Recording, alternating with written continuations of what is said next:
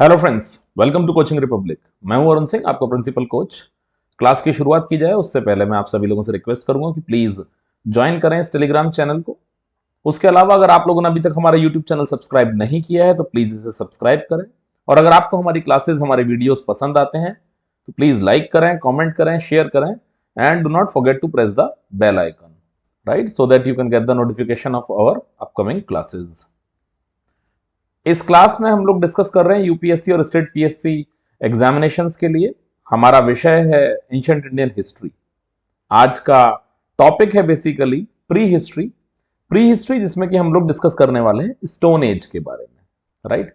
सबसे पहला सवाल तो यही उठता है कि उस समय को हम लोग स्टोन एज या फिर उस समय को हम लोग पाषाण काल क्यों बोलते हैं। बाकी सारे डिस्कशन हम इस क्लास में करेंगे ही डिटेल में। तो बेसिकली अगर मैं प्री हिस्ट्री को डिफाइन करूं तो प्री हिस्ट्री को तीन कल्चरल स्टेजेस में हम लोग बांट सकते हैं। पैलियोलिथिक कल्चर या फिर old stone age, mesolithic culture या फिर लेट स्टोन एज, उसके अलावा नियोलिथिक कल्चर या फिर न्यू स्टोन एज। तो पूरा पाषाण काल, मध्य पाषाण काल या फिर नवपाषाण काल। अगर मैं पैलियोलिथिक एज की बात करता हूं तो हम लोग मानते हैं कि 2.5 लाख बीसी से लेकर 10,000 बीसी तक, राइट।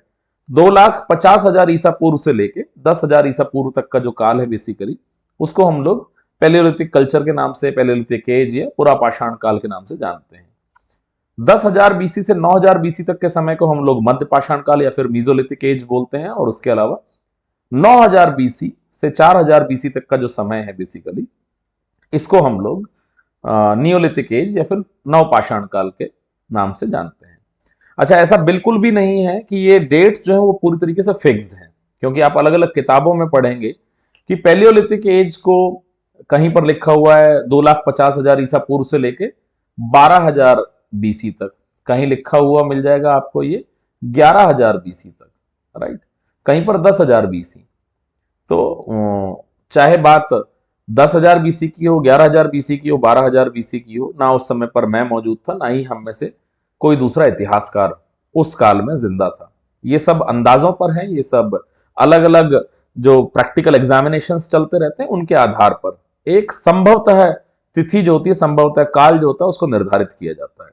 तो कैलकुलेशंस में आसानी के लिए और आप लोगों की इस पढ़ाई में आसानी के लिए मैंने जो इन कालक्रम को माना है उसमें पैलियोलिथिक एज के लिए मैंने डेट फिक्स की है 2.5 लाख बीसी से 10,000 बीसी, मीजोलिथिक के लिए 10,000 बीसी से 9,000 बीसी और नियोलिथिक कल्चर के लिए बेसिकली 9,000 बीसी से 4,000 BC. Paleolithic age, Mesolithic age और नियोलिथिक एज। अगर इन तीन कालक्रमों की बात करी जाए तो मीजोलिथिक एज बेसिकली काम करती है एक तरीके से ब्रिज के रूप में, पैलियोलिथिक एज और नियोलिथिक एज के बीच में एक ब्रिज के रूप में। इसे आप ट्रांजिशन पीरियड भी बोल सकते हैं या फिर संक्रमण काल के नाम से भी जानते हैं। ये वो समय था बेसिकली जिस समय पर तापमान जो है वो परिवर्तित हो रहा था। जो पृथ्वी है बेसिकली वो कहीं अधिक रहने के लायक बनती चली जा रही थी, राइट। तो इसे हम लोग संक्रमण काल या ट्रांजिशन पीरियड भी बोलते हैं। अगर बहुत साधारण शब्दों में मैं बात करूं तो पैलियोलिथिक एज के जो वासी हुआ करते थे इन लोगों ने जिंदगी भर एक्सपेरिमेंट्स किए। मीजोलिथिक एज के जो लोग थे इन्होंने इनके इन एक्सपेरिमेंट्स को ऑब्जर्व किया और नियोलिथिक एज के जो लोग थे बेसिकली इन्होंने उन सारे ऑब्जर्वेशंस को इंप्लीमेंट किया, राइट। तो प्री हिस्टोरिक एरा बेसिकली इन तीन भागों में बटा हुआ है, पैलियोलिथिक एज, मीजोलिथिक एज और नियोलिथिक एज। इन चीजों को हम लोग डिटेल में डिस्कस करने वाले हैं इस चैप्टर में। अगर मैं बात करता हूं, क्लासिफिकेशन करता हूं इन तीनों कालों का on the basis of the sizes of the tools, या जो टूल्स थे, जो हथियार थे, जो वेपन्स थे, बेसिकली जो उपकरण थे जो अलग अलग समय पर प्रयोग होते रहे, उनके आधार पर अगर मैं बात करूं तो पैलियोलिथिक एज के समय पर जो टूल्स थे बेसिकली वो काफी रफ थे, बहुत बड़े थे, क्रूड थे और बिल्कुल भी पॉलिश्ड नहीं थे, अनपॉलिश्ड थे। मीजोलिथिक एज में अगर मैं बात करता हूं तो टूल्स माइक्रोलिथ्स थे, मतलब उसके मुकाबले कहीं ज्यादा छोटे थे, पॉलिश्ड थे।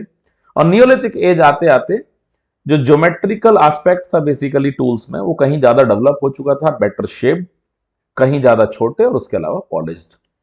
अगर लोगों की लाइवलीहुड की मैं बात करूं तो पैलियोलिथिक एज में बेसिकली मनुष्य जो जिंदा था बेसिकली वो शिकार करता था और अपना भोजन इकट्ठा किया करता था। मीजोलिथिक एज में भी मनुष्य ने बिल्कुल इन्हीं सब चीजों को जारी रखा। वहीं पर नियोलिथिक काल के जो लोग थे, बेसिकली नवपाषाण कालीन जो लोग थे, इन्होंने दुनिया का सबसे बड़ा आविष्कार किया जिसको हम लोग एग्रीकल्चर के नाम से जानते हैं। खेती का आविष्कार बेसिकली नियोलिथिक एज में, नवपाषाण काल में हुआ। रोजमर्रा की जो हमारी खाने की जंग हुआ करती थी, उस जंग से हम लोगों को मुक्ति मिली, राइट। नियोलिथिक एज वो समय रहा जिस समय पर हम लोगों ने खेती करनी शुरू करी, और खेती करने से केवल हमारी भूख की ही समस्या सॉल्व नहीं हुई। खेती उगने में जो समय लगता है वो समय काल 3, 4, 5, 6 महीने तक होता है, और इतने समय तक आप लोगों को एक ही जगह पर रुकना पड़ता है, आपको उस खेती की रखवाली करनी पड़ती है, उसकी केयर करनी पड़ती है, राइट। और इस दौरान जब लोगों ने एक जगह पर रहना शुरू किया, तब लोगों के अंदर एक भावना डेवलप हुई जिसे हम बोलते हैं किनशिप, ब्लड रिलेशंस को पहचानने वाली भावना, राइट। कि ये मेरे पिता हैं, ये मेरी माता है, ये मेरे भाई है, मेरी पत्नी है, ये मेरा पुत्र है, मेरी पुत्री है। और जब इस तरह की भावना जनरेट हुई तो मनुष्य अकेला कहीं पर भी भटक सकता है, लेकिन अपने बूढ़े माँ बाप को लेकर वो कहीं नहीं भटकना चाहता, और अपने छोटे बच्चों को लेकर वो कहीं नहीं भटकना चाहता। तो मनुष्य का जीवन जो था वो स्थिर होने लगा, सेटल्ड लाइफ की ओर हम लोगों ने बढ़ना शुरू किया, एक जगह पर हम लोगों ने रहना शुरू किया, करेक्ट। तो नियोलिथिक कल्चर में बेसिकली जो खेती का आविष्कार हुआ और जो किनशिप की पहचान हुई, ब्लड रिलेशंस की पहचान हुई, उसने मनुष्य के जीवन को एक स्थिरता प्रदान करी। इन्हीं तीनों एजेस के बारे में हम लोग डिटेल में डिस्कस करेंगे इस अपने चैप्टर में। अब थोड़ा सा टाइमलाइन की बात करते हैं। जिस पृथ्वी पर मैं रहने की बात कर रहा हूं कि लोगों ने एक जगह पर रहना शुरू किया, सिविलाइजेशन की शुरुआत हुई, लोग एक साथ रहने लगे, अपने माता पिता, भाई बहन, पति पत्नी को पहचानना शुरू कर दिया, खाना उगाना शुरू कर दिया, या उससे पहले शिकार किया करते थे। उस पृथ्वी का अस्तित्व कितना पुराना है? तो बेसिकली उस पृथ्वी का अस्तित्व जो है लगभग 4000 मिलियन साल पुराना है। और इस पृथ्वी के अनेक भाग हैं। जब फिजिकल ज्योग्राफी हम लोग पढ़ेंगे तब इन सब चीजों को हम डिटेल में डिस्कस करेंगे कि पृथ्वी बेसिकली मुख्य रूप से 4 हिस्सों में बटी हुई है, जिसमें से एक है हमारा इनर कोर, उसके अलावा दूसरी आ जाती है बेसिकली हमारी आउटर कोर, उसके अलावा आ जाता है हमारा मेंटल, और जो सबसे ऊपरी हिस्सा है जिस पर हम लोग रहते हैं, जो ऊपरी परत है, इसको हम लोग क्रस्ट के रूप में जानते हैं। क्रस्ट यानी कि ऊपरी सतह। अब ऐसा तो नहीं है कि ये क्रस्ट पहले दिन से ऐसी ही थी जैसी आज है, ठीक है। इसको डेवलप होने में बहुत लंबा समय लगा है, क्योंकि अगर मैं ज्यादातर थ्योरीज की बात करूं जिसमें पृथ्वी जो है सूर्य से अलग होती हुई बताई गई है, पृथ्वी भी और अन्य ग्रह भी।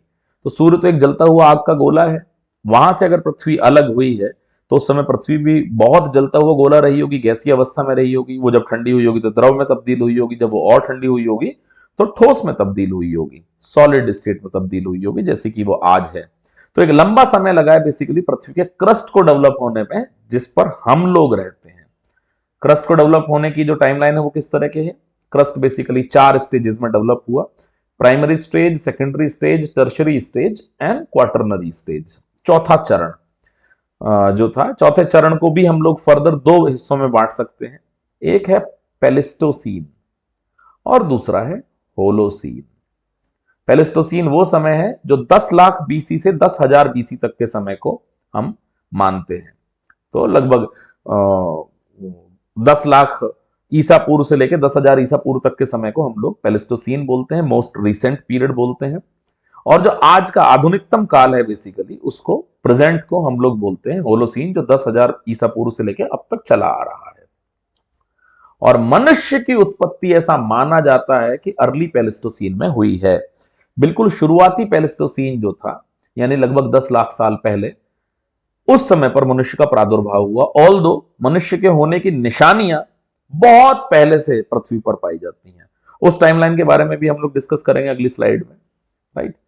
तो जितने भी कल्चरल डेब्रिस हैं, जितने भी अवशेष हम लोगों को प्राप्त हुए हैं पेलिस्टोसीन के पीरियड में, राइट, इसको हम लोग पैलियोलिथिक कल्चर बोलते हैं, पुरा पाषाण काल के नाम से जानते हैं।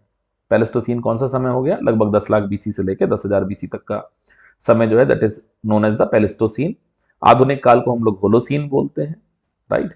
जो पृथ्वी के क्रस्ट की उत्पत्ति में जो 4 चरण थे, प्राइमरी, सेकेंडरी, टर्शरी और क्वार्टरनरी, चौथे चरण को 2 हिस्सों में बांटा गया, पेलिस्टोसीन में और होलोसीन में। जो पैलिस्टोसीन के समय पर जो भी चीजें, जो भी अवशेष हम लोगों को प्राप्त हुए हैं, उसको हम लोग पैलियोलिथिक कल्चर का मानकर चलते हैं, राइट।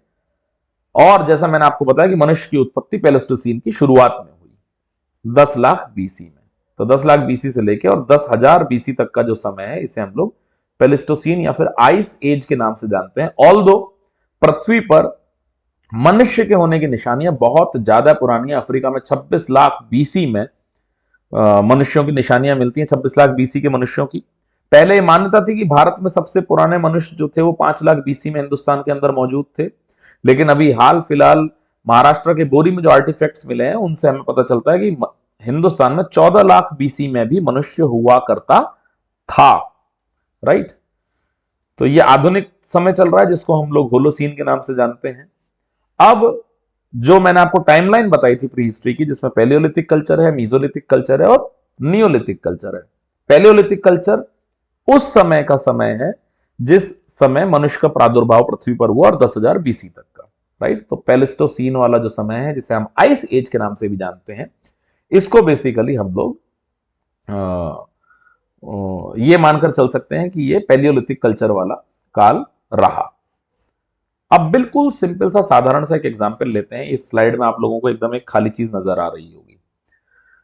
इसमें मैं अगर आप लोगों से पूछूं कि ये एक मैदान है जिसका ओर छोर नहीं पता, कई हजार किलोमीटर तक का हो सकता है, फॉर एग्जाम्पल 1000 किलोमीटर्स, इधर भी मान लीजिए 1000 किलोमीटर्स, बिल्कुल सिमिलरली इधर भी और इधर भी, चारों तरफ बहुत बड़ा मैदान है, कई कई हजार किलोमीटर तक, दूर दूर तक कुछ भी देखने को हमें नहीं मिलता है।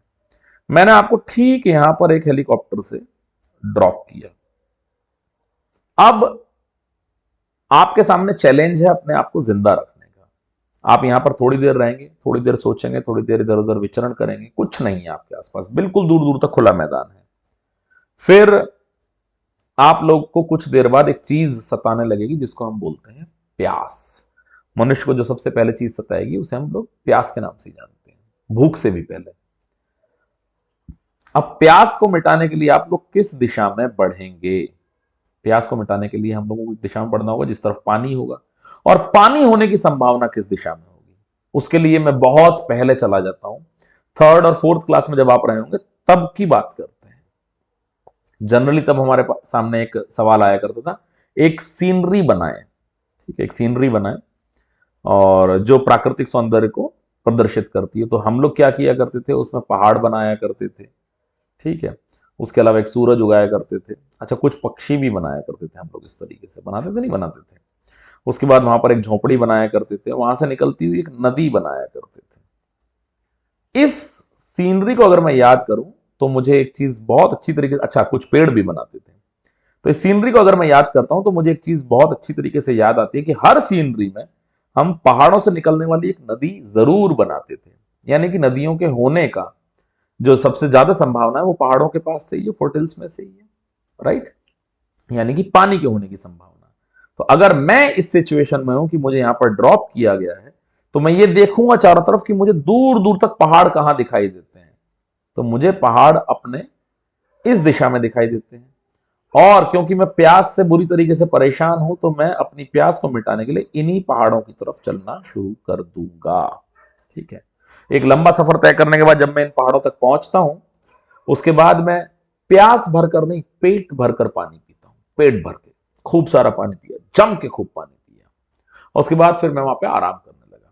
2-4 घंटे बाद मेरी नींद खुलती है, फिर मुझे होश आता है कि प्यास तो मिट गई, अब भूख मिटानी है। उसके बाद मैं सोचना शुरू करता हूं भूख कैसे मिटाई जाए, खाने को तो कुछ भी नहीं है।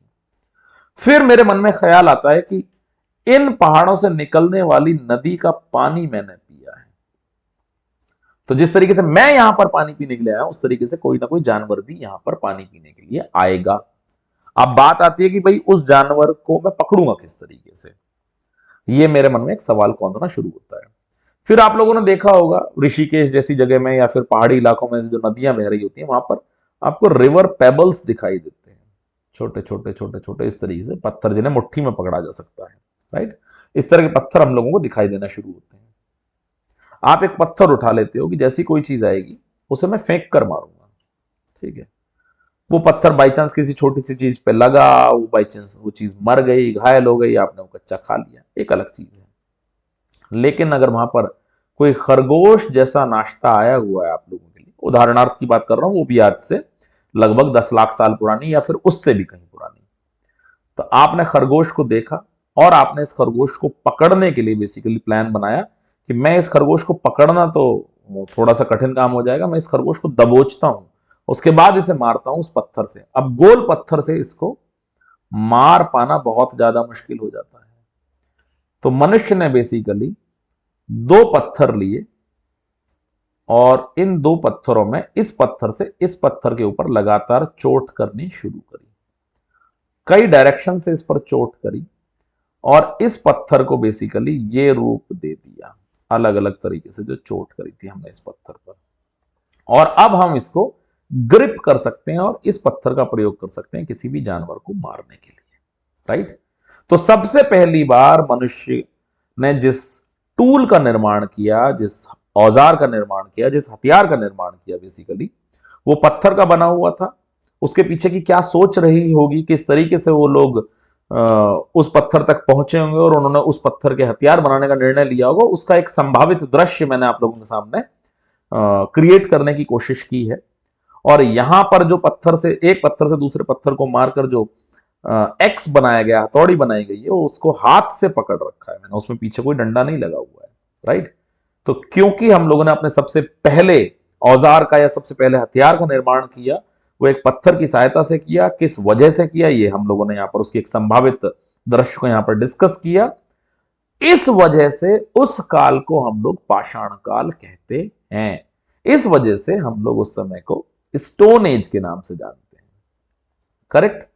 उस स्टोन एज को हम लोगों ने कई हिस्सों में बांटा है। पैलियोलिथिक कल्चर, जिसे हम मान सकते हैं 2,50,000 बीसी से लेके 10,000 बीसी तक का। उसके अलावा मीजोलिथिक कल्चर, जिसको हम लोग लेट स्टोन एज भी बोलते हैं, और 10,000 बीसी से लेकर 9,000 बीसी तक का समय हम इसके लिए असाइन कर सकते हैं। और तीसरा हो गया नियोलिथिक कल्चर या फिर नवपाषाण काल, जिसको हम मानते हैं 9,000 बीसी से लेकर 4,000 बीसी तक का समय, करेक्ट। तो आने वाले लेक्चर्स में हम लोग इन तीनों कालक्रमों को, इन तीनों एजेस को, इन तीनों एरास को बहुत ज्यादा डिटेल में डिस्कस करेंगे।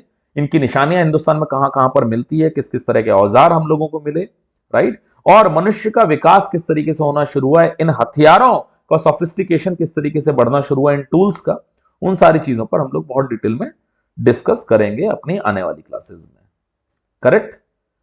क्लास खत्म होने से पहले मैं आप लोगों से कहूंगा कि प्लीज ज्वाइन करें हमारा टेलीग्राम चैनल। उसके अलावा अगर आप लोगों ने हमारा यूट्यूब चैनल सब्सक्राइब नहीं किया है तो प्लीज इसे सब्सक्राइब करें। उसके अलावा अगर आपको हमारी क्लासेस, हमारे वीडियोस पसंद आते हैं तो लाइक करें, कमेंट करें, शेयर करें, और उसके अलावा बेल आइकॉन जरूर प्रेस करें।